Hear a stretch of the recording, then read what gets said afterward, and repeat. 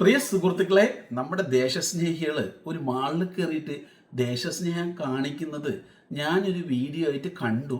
ആ വീഡിയോ ഞാൻ നിങ്ങളിലേക്ക് എത്തിക്കുന്നുണ്ട്. അപ്പോൾ ഇവിടെ കുറേ ദേശസ്നേഹികളായ മലയാളികളുണ്ട്.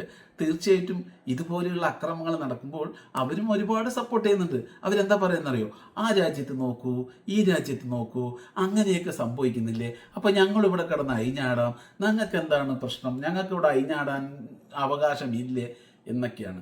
എന്തായാലും ഈ ദേശസ്നേഹികൾ എന്താണ് ഈ കുസൃതിയൊക്കെ കാണിക്കുന്ന മാണ്ടുള്ളി എന്നുള്ളത് ഒന്ന് നമുക്ക് വീഡിയോയിൽ കണ്ടിട്ട് വരാം.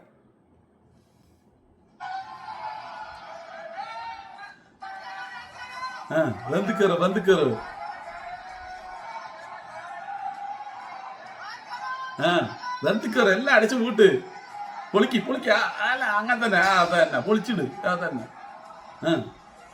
മുഖമൊക്കെ മൂടിയിട്ടുണ്ട് കേട്ടോ.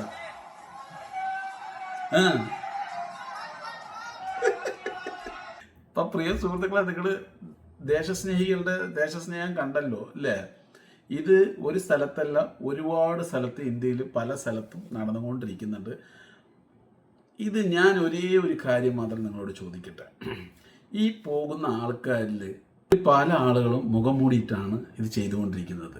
അതായത് ഫുള്ള് കവർ ചെയ്തിട്ട്.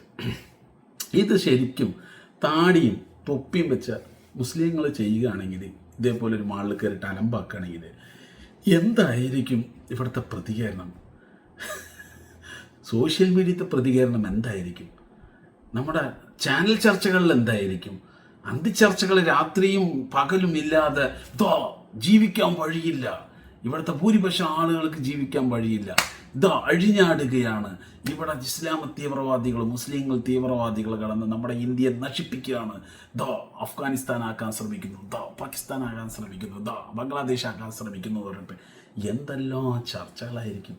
ഇത് നോക്കൂ, ഒരു ചർച്ചയില്ല, ഒരു കുഴപ്പവുമില്ല, വളരെയധികം ഹാപ്പി ആയിട്ടാണ് ഇവരെന്ത് ചെയ്യുന്നു, ആഘോഷപരമായിട്ട് എല്ലാ സ്ഥാപനത്തിനും അടിച്ച് പൊളിച്ച് പൂട്ടിച്ചിട്ട് പോകുന്നു, കയ്യിൽ കിട്ടുന്നതിനെയൊക്കെ തല്ലിയിട്ടും പോകുന്നുണ്ട്.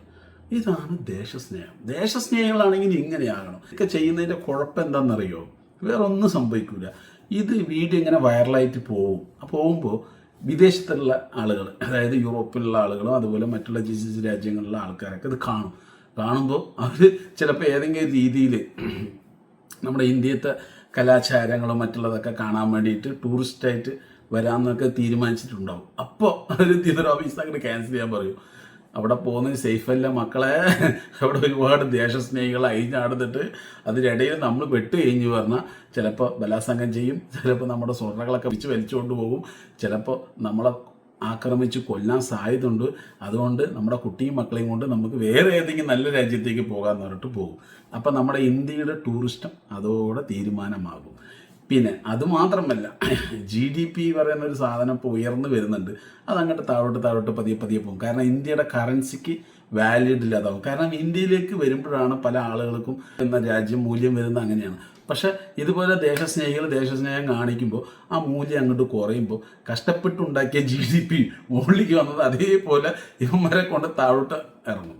പക്ഷേ ഈ ശക്തമായിട്ടുള്ള ഒരു കേന്ദ്ര സർക്കാർ ഉണ്ടെന്ന് ഇവർ അവകാശപ്പെടുമ്പോൾ എന്തുകൊണ്ട് ഇതിനെതിരെ ശക്തമായിട്ടുള്ളൊരു നടപടി എടുക്കാതെന്ന് എനിക്ക് ഇതുവരെ മനസ്സിലായി.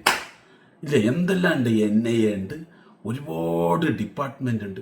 ഇതൊന്നും ഇവരുടെ വീട്ടിന് മുന്നിൽ പോകുന്നില്ല, ഇവരെ അറസ്റ്റ് ചെയ്യുന്നില്ല, ഒരു കേസ് എടുക്കുന്നതായിട്ട് ഞാൻ കാണുന്നുമില്ല. അഥവാ ഈ കേസ് എടുത്താൽ ചെറിയൊരു കുസൃതിക്കുള്ള ഒരു കേസേ എടുക്കുകയുള്ളൂ. രണ്ടാം പക്കം പുറത്തേക്ക് വന്നായി വീണ്ടും കലാപത്തിന് വേണ്ടിയും ഇവർ ആക്രമിക്കാൻ വേണ്ടിയിട്ട് ഇറങ്ങിത്തിരിക്കും, അടിവാളുമായിട്ടൊക്കെ അല്ലേ. മുഖമൊക്കെ മൂടിയിട്ടൊക്കെയാണ് പോകുന്നത്. ഇവർ തീവ്രവാദികളല്ല, ഇവരൊക്കെ ദേശസ്നേഹികളാണ്. ഒന്നാലോചിച്ച് നോക്ക്, എന്താ ചെയ്യുക. എന്തായാലും പ്രിയ സുഹൃത്തുക്കളെ, ഈ ദേശസ്നേഹികളെ പറ്റി നിങ്ങളുടെ വിലപ്പെട്ട അഭിപ്രായം കമൻറ്റിൽ പറയുക. തീർച്ചയായിട്ടും ഇവരിൽ പെടുന്ന ചില ദേശസ്നേഹികൾ എന്നെ സുഡാപ്പി എന്നുള്ള രീതിയിൽ കമൻ്റ് അടിച്ചിട്ട് വരും. സുഡാപ്പി എന്നുള്ള കമൻറ്റ് നമ്മൾ നിരോധിച്ചിരിക്കുന്നത്. കാരണം ഇവന്മാർ ചെയ്യുന്ന അക്രമമൊന്നും നമ്മൾ ചെയ്തിട്ടില്ല, ഞാൻ ചെയ്തിട്ടില്ല. അതുകൊണ്ട് അങ്ങനത്തെ കമൻറ്റ് നിരോധിച്ചിരിക്കുന്നു. അപ്പോൾ പ്രിയ സുഹൃത്തുക്കളെ, നിങ്ങളുടെ വിലപ്പെട്ട അഭിപ്രായം കമൻറ്റിൽ പറയുക.